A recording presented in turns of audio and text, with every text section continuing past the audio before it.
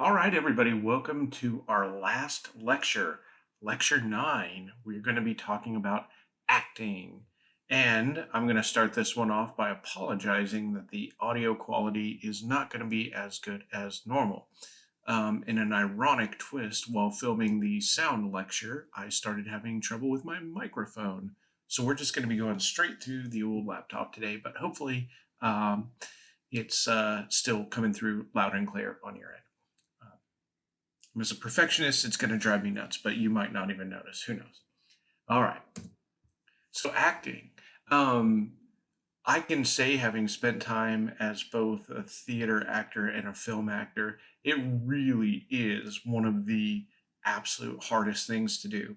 Um, if you don't believe me, get a camera and go out, get 40 strangers to stare at you while you try and cry or laugh on command or remember this really complex monologue or something like that. It is really, really, really difficult. Um, I it's very different than theater acting as well. There's some principles that are the same, but it's completely different. And I would argue that theater you get one chance at it. You during the play, like you either mess it up or you don't. You don't get to restart the play. Whereas film, you can do more takes and things like that. But mainly wanted to talk about these elements and kind of looking at sort of the difference. And one is rehearsals. In theater, you get usually, generally speaking, enough time to rehearse before a performance and you block it out and you stage it and you get everything and it's good. Film, especially low budget ones, you don't really get that opportunity that often, just because it's really expensive to get all your elements together to get to a location and to walk through it and things like that. So just depending on budget, I've been on even some sets over $1 million and they got like a few hours to rehearse. Um, so it kind of depends. And then actually bigger budget ones, sometimes like actors, like their schedules don't line up. That was kind of some of the issues I noticed is, name actors, sometimes they don't want to rehearse. They want to just come in, do it and go on. So rehearsals can be a little bit different. Whereas theater, that's really all you do is you rehearse and you rehearse and you rehearse and then you perform.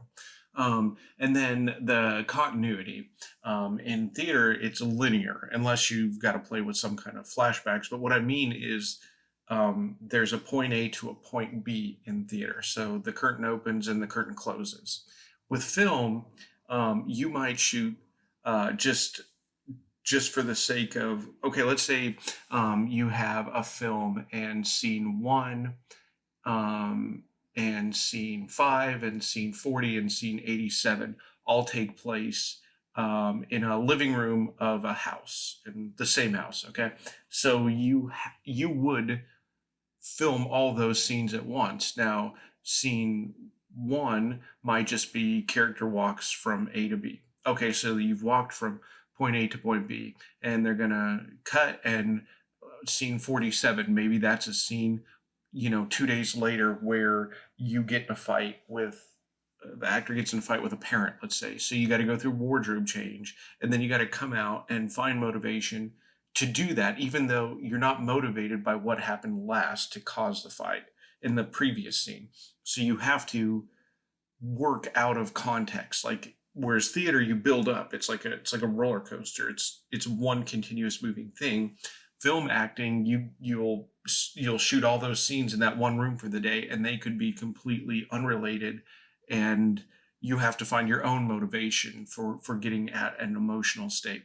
And again, you have a tremendous amount of complete strangers staring at you while you're doing this. In the theater, you kind of have a little bit of breathing room between yourself and the audience, and not exactly the case for film. There might be, a microphone boom operator standing 2 feet from you, and you're trying to, drum up the tears, thinking of the time your childhood pet died, so you can cry on command. So it's very, very tough. Um, Theater is also very broad. I was always taught in theater, you're performing to the furthest seat from the stage. That just means that whoever's sitting furthest back has to see and understand what you're seeing and how you're moving just as well as people in the front. A lot of times, classically trained theater actors don't mic up. You learn to project, you learn to be big and make kind of not over the top gestures, but you certainly embellish a bit more. Whereas in film, it's very pulled back. Um, it's more subtle, um, and doesn't have to be as big and bold. The other thing is with film, you have the different forms. To an extent, this could work with theater, maybe in terms of things if there's microphones on the stage, or knowing where your mark is for hitting for light. But for film, you have things like camera movement. You have hitting your mark, which is if you're walking into a scene, hitting that exact spot where you're going to be in focus. You need to know the depth of field, like where you do go in and out of focus in terms of how far back can you move. You have things like lighting to worry about, like how much you can move your head, things like that. And then, are you acting with green screens? A lot of big budget films now, the actors don't really have an environment to work with. If you're a fan of The Mandalorian, watch how they made that. It's pretty cool because they did kind of try and create an environment and not just a green screen. Um, and uh, so there you kind of have similar things. One other little thing with film acting, um, look how often, or not often, I guess, is the actors don't blink. You're taught not to blink or try to refrain from how often you blink. And the thought behind that is, in a theater, giant screen, blinking eye just gets distracting. So you have to learn to control that as well. Um, One thing that theater has that I find to be a benefit that film doesn't is that audience participation. You get that initial laugh or cry or gasp in theater that kind of spurs you on as an actor, that you're getting a reaction. Whereas with film, um, yeah, if you're the audio, you're holding a boom, you don't want to be laughing while you're recording because you'll ruin the take. So you don't get that immediate response from an audience. So some of the similarities and differences, just kind of how different actors in a film work. You have the stars, whoever your main characters are, supporting players, kind of the B-roll spots, people who are important but not the main focus. Day players, so people who maybe have one or two line. That person who walks up to a star and says, can I sell you a newspaper or whatever? They just kind of have one or two lines, something like that. And then, a great classic one from Seinfeld when Kramer gets cast in the film, and he's got one line: "These pretzels are making me thirsty." Um, Kind of a fun example. And then you have extras, the people walking around in the background. I got to do that in a Star Trek film. It's fun for about 5 minutes, and then for 2 weeks, it's boring because you just sit there all day. But actually, if you are ever interested in going out to LA, that's how a lot of people start, is just being extras. And then what a lot of extras do is you find out who's in charge of casting the day players. Usually that they'll pull someone out of the extras and just say, "Hey, say this line." Um, and then once you start building that, you kind of grow your career that way, and you get into the different guilds and stuff like that. Not important, but kind of a cool fact. So um, we have the star persona, which is a composite personality established across many films. So um, the greater than the performance in any single film. So what I mean by that is somebody who, it's kind of like, when it's like you've seen one of their films and you feel like, I've seen this one, I've seen them all.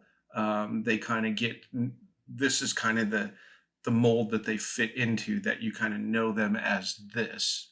Um, just kind of who they are, and their name itself lends credibility to what you can expect for it to be. So even though they might deviate from that role from time to time, you kind of know them as this sort of personality stars. So we have personality stars and character stars.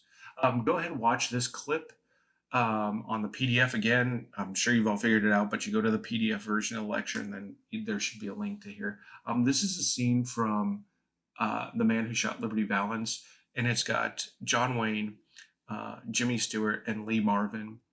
Vera Miles is in it as well. All kind of personality stars that you know them. They're kind of, it says a little bit of what it is. Their person is kind of what makes the star who they are. They kind of embody a little bit more than just a mere person reciting lines. So John Wayne, Jimmy Stewart, huge examples of personality stars. We know what we're getting into when we watch one of their films. So go ahead and watch that one. And then there's character stars. I'll have y'all watch this one to see what I mean, but I didn't even notice. I think that's Adam Driver right there. He's not the main focus, believe it or not. But watch this one. It's from a movie called Lincoln. You'll see, I'll just tell you, Daniel Day-Lewis, kind of known for the characters he plays more than his own presence being the star, if that makes sense. We go to watch a Daniel Day-Lewis film because of the characters that he plays, that he really lives in their skin to create them. But go ahead and watch that scene. I don't know why I built it up like, oh, see if you can guess. But just watch that one, really short little bit. Cate Blanchett is another one that really builds these complex, very cool, intricate characters. Leonardo DiCaprio, I think, is kind of, there's a spectrum to all of them, but he kind of fits it too. But certainly she comes up with these amazing characters in her film. So example of personality star versus a character star. So in early acting, it was pre-sound. It very much was more theatrical. So it was based on body language and facial expression, very exaggerated, very big, very bold, kind of movements to get the point across. And then the cue card, the card would come up to read, what they were saying or what was going on as far as plot and dialogue. But the acting portion was very big. Watch this one, Last Laugh. Good example of some stuff that you just kind of see those big gestures. Whereas modern acting is more restrained, pulled back, less is more kind of a thing. Very subtle, very subdued, because we've figured out HD doesn't lie. It will pick up even the slightest movement, and that slight movement could actually mean a whole lot. That tiny flinch, that tiny little flutter in the eye, something like that could actually mean completely different things. But certainly more restrained, more pulled back. Watch this scene from Sideways, really good. Shows Paul Giamatti and Virginia Madsen. Very good scene. It's actually a very simple scene too. They're kind of coming back from this double date. So good scene here. You see kind of that pulled back. And compare 1924 acting to this when you're watching the clips. All right, and then the different methods of acting, if you will, technical and method. Technical is a little bit more grounded in theater, which is why you saw it more in classic films, people transitioning over from theater acting, and then method kind of came along. So technical is building from the outside, building from the outside in, excuse me. So things like the costume, the movement, the speech. It's not necessarily inwardly motivated. You kind of become an actor from the outside, and that encapsulates who you are. And it's a lot more imagination. If you remember that clip from, I think it was our first lecture from the show Extras, where it was Ian McKellen talking to Ricky Gervais about playing Gandalf. I'm Sir Ian, action, I'm Gandalf, cut, Sir Ian. So more external, thinking about how does this person move, how do they dress, how do they think, how do they talk. Everything kind of coming from the outside, and then affecting you on the inside. Good scene from Notorious, Cary Grant, Ingrid Bergman, excellent examples of technical actors. And then Method. This really, as far as film goes, came to us via Marlon Brando. Was kind of the first to really popularize it. Um, and Method is sort of, you could make there are courses just on method acting because it's so in depth of what it is, and there's so many offshoots of what it could be. But it's more psychological, so it's building from the inside, sense memory, emotion, recall, getting in the mind of the character, understanding what makes his character tick. So it's the opposite in that it's thinking from the inside out, um, and a little bit more naturalistic. So a little less stifled, just kind of moving as humans move a little bit more. And if you're interested, this is one film that I actually would have loved to um, shown for class. It's called On the Waterfront. Really good film. I've used some clips from it, but you get to see Brando at some of his finest acting. Um, so that's method. That's technical. Um, just to kind of give you a quick understanding. So technical, from the outside in, building the character, the look, the shape, the feel, and that controls the thoughts. And method coming from the thoughts, and then bringing in your own experiences, your own thoughts of, um, you know, how do I relate to this character? So digging through your past, finding different memories, things like that, to get in the mind of that character, to identify with them, and then perform from the inside out. Okay, so then acting as a visual design, actors can be designed into the overall concept of a film. We've probably kind of seen some of this to a degree. Makeup, lighting, costume, those become part of that visual design that say something about who this character is. And then we as the audience take in that information of performance and design to feel, empathy or hatred or whatever it might be, towards a character. We have reaction shots as well. That's really one area where we bond with characters is through that. So, how many action shots is a character getting? Um, but acting in terms of a visual design can also be like things like body language or movement. Both Charlie Chaplin and John Wayne had these very distinct walks that became part of that visual design. The choreography, the movement of kind of the performance as a whole, how our character is moving. It can be very, very subtle, but sometimes, characters, I've seen this in a few different films where, really structured, regimented people move in these very precise straight lines, and other characters who are maybe a little bit more unrestrained, let's say, or a little bit more kind of out there, they kind of can move in curved or more tangential movement where they're a little bit all over the place. um, and then we also have this typage. So it's basically definition being the selection of actors on the basis that their facial or bodily features readily convey the truth of a character um, the actor plays. So this can be in a group.